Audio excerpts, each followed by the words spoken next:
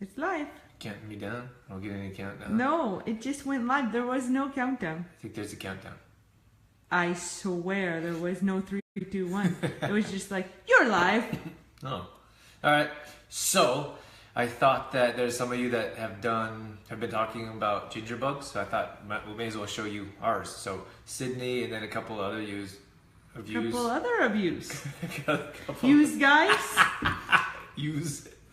So let's just do it. This is my giant ginger bug. So I used to make them in regular... I'm working on my video skills, Drew. Oh boy. My zooming in and out. I used to make them in this size only. And then I used to have a whole line of them.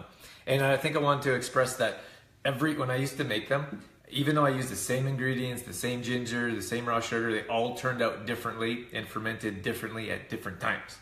So it's just nature. And I think it's kind of cool that they don't all turn out uniform like. You stole what I say. Fermentation is nature. I stole that from you. Yes. I don't know what you're talking It all about. turns out differently. You stole those words from my brain. I thought, hush back there. I'm doing a giant video. So instead of doing like 5 of these a week, I was like, why don't I just do a giant one? So this was actually, I wonder if it's, can you get in there? We're zooming in. Ooh, I see bubbles. So you can see there is some fermentation going on there. That's also carbonation. So I'm gonna put this lid on it and I'm gonna shake. So, and you can see that there's another way that you can tell that it's fermenting. And what I did was I made this 2 days ago or 3 days ago, and I forgot to put ginger and sugar in there, and it still works. So I know like everyone wants like a specific recipe, but for ginger bugs, you don't really need one. And as you'll see in a second here, I'm not going to measure because that's just how I do it. It's an awfully big knife you got there. This is my favorite knife in the world. It's a Cutco. And I'm telling you, oh, go on, zoom in on this. Maybe they can hear it fizz. Can you hear it? Shh. So another way you can tell that it's fermenting because it's fizzing. Anyways, Cutco knife. These, like good knives, good cookware will make your cooking experience. It'll change it forever. In a good way. It will. And it's like it's so much nicer to cook with nice stuff. When we travel and, you know, we always get places with kitchens and we always, that's the hardest part. It's not having our knives. Yeah. So I'm just gonna get crazy here. That's how Drew chops. This is how I do it right here. Chop it up. Chopping it up in the kitchen. Chopping it up. Watch your fingies. I love ginger, as most of you know, put in stir fries.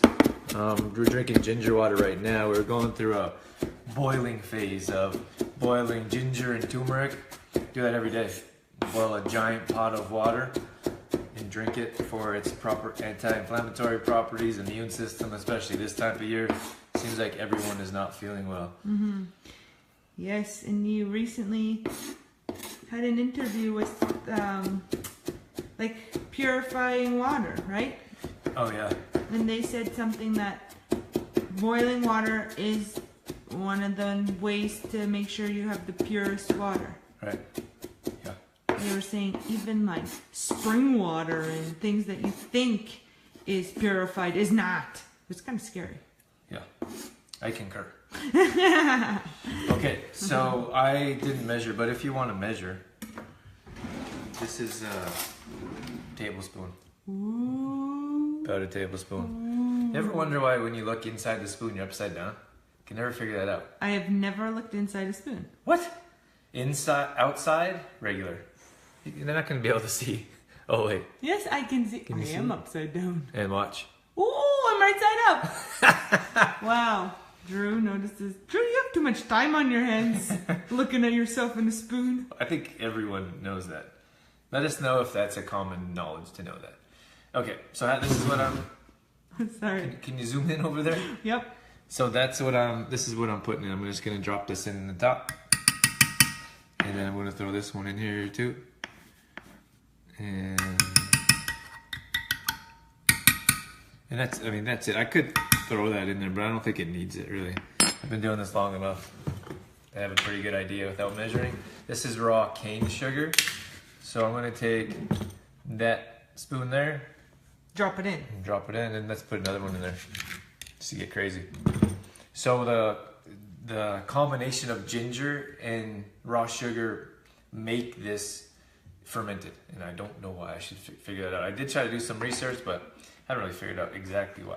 But that's it. So I'm gonna put that back on the shelf, and that's it. That's what it looks like, and it's so easy. I'm gonna put that back on the shelf and let it sit for a day, and add more, or a day or two, and it's not really. Sometimes it turns out syrupy. I'm not really sure why, but I know the temperature in the house or outside will change how long it takes to ferment. But you can tell if it's fermented after when it starts to bubble, when it's carbonated. It's still fizzing now, and then what you can do is all we do is drink like that much of a glass of this every morning. You can add it to tea as well.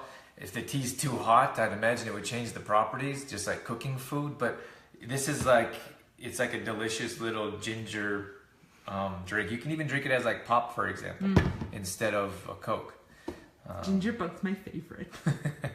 Yeah, so that's it. Just want to do a quick video, show you how quick and easy a ginger bug is. And that's something that you can do at home. It doesn't cost much, and it helps all kinds of digestion benefits to help your immune system, your gut health, and bacteria that's going on inside your gut, not stomach is what you say. Oh. Anyways, hope you guys enjoyed, and we'll see you inside.